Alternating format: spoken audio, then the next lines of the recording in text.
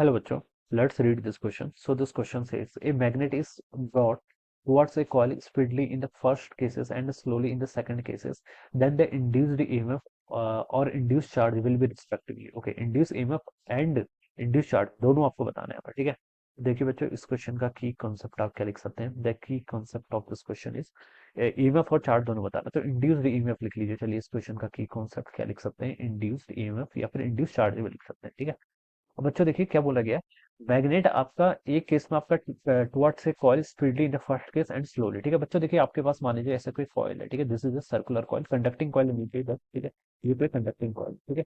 ये इसका एक्सिस है, this is the axis of the conducting coil. और लाइक एक मैग्नेट को आप इसकी तरफ लेके आ रहे हैं, ठीक है। जिस यहाँ पर आपके पास कहते हैं मैग्नेट है, या मैग्नेट का नॉर्थ पोल है, ये साउथ पोल है। तो मैग्नेटिक फील्ड लाइन इसके तरफ से इस तरीके से होगी, ठीक है।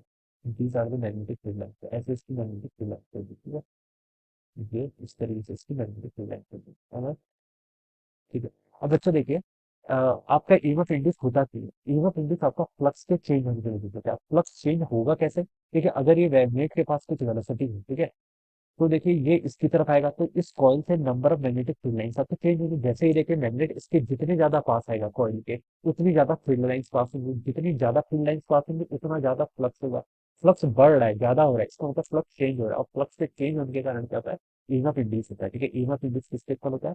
Minus D five by D T के इक्वल होता है, ठीक है। ये हो जाता है, ठीक है। और यहाँ पर हम इसको ऐसा बता सकते हैं, यहाँ पर आपका क्या हो रहा है, ईएमएफ इंड्यूस हो रहा है, ठीक है। तो इस तरीके से हम इसको लिखेंगे। अब क्वेश्चन में बोल रखा है, देखिए दो सिचुएशन दे रखी है। एक बार स्पीडली आ रहा है, एक बार क्या आ रहा है, स्लोली आ रहा है, ठीक है। तो बच्चों देखिए, ईएमएफ इंड्यूस को पहले हमें बताना है। पहले ईएमएफ इंड्यूस की बात करनी है। ईएमएफ इंड्यूस किसके इक्वल है? चेंज इन फ्लक्स, ठीक है। माइनस, अगर हम मैग्नीट्यूड ऑफ ईएमएफ इंड्यूस की बात करूं, तो ये आपका D five by D T के इक्वल होगा। माइनस साइन के चलिए भी हटा देते हैं। माइनस साइन सिर्फ आपको डायरेक्शन बताता है ईएमएफ इंड्यूस की, ठीक है। मैग्नीट्यूड पर इसका कोई इफेक्ट नहीं पड़ेगा, ये सिर्फ आपको डायरेक्शन वाला पार्ट बताता है, ठीक है।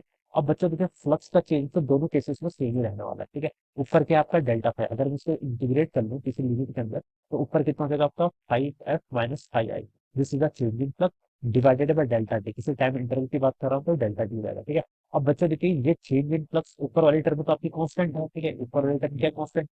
आप स्पीड से लेके आएंगे और स्लोली लेके आएंगे। अगर आप स्पीडली लेके आते हैं, स्लोली लेके आते हैं, तो उससे इफेक्ट किस पर पड़ेगा? आपका डेल्टा टी का, ठीक है। अगर आप स्पीडली लेके आते हैं, अगर आप क्या कर रहे हैं, स्पीडली मूव करके आ रहे हैं, ठीक है। मान लीजिए मैग्नेट आपका V1 स्पीड से मूव कर रहा है, ठीक है। दूसरा केस ऐसा है कि मैग्नेट आपका V2 स्पीड से मूव कर रहा है, ये है थोड़ा स्लोली, ठीक है। यहाँ पर तो मैं ऐसा बोलना चाह रहा हूँ कि V1 की वैल्यू क्या है आपकी, V2 से ग्रेटर है, ठीक है। अगर V1 आपका क्या है, स्पीडली मूव करा रहे हैं, तो यहाँ पर जो फ्लक्स चेंज होगा, फ्लक्स चेंज का मैग्नीट्यूड तो सेम ही रहेगा, ठीक है। बट टाइम पर आपका इफेक्ट हो जाएगा, ठीक है। अगर आप स्पीडली लेके आएंगे तो डेल्टा टी टाइम क्या होगा, कम होगा।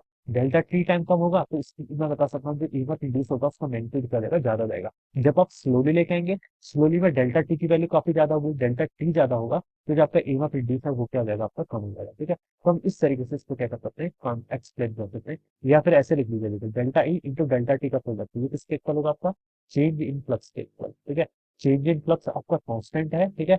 तो अब इस पर बता सकते हैं, अगर आप क्या कर लेके आएंगे, स्पीडली लेके आएंगे, ठीक है। स्पीडली लेके आएंगे तो डेल्टा टी लेस होगा, उस केस में आपका ईएमएफ इंड्यूस क्या होगा, ज्यादा होगा, ठीक है।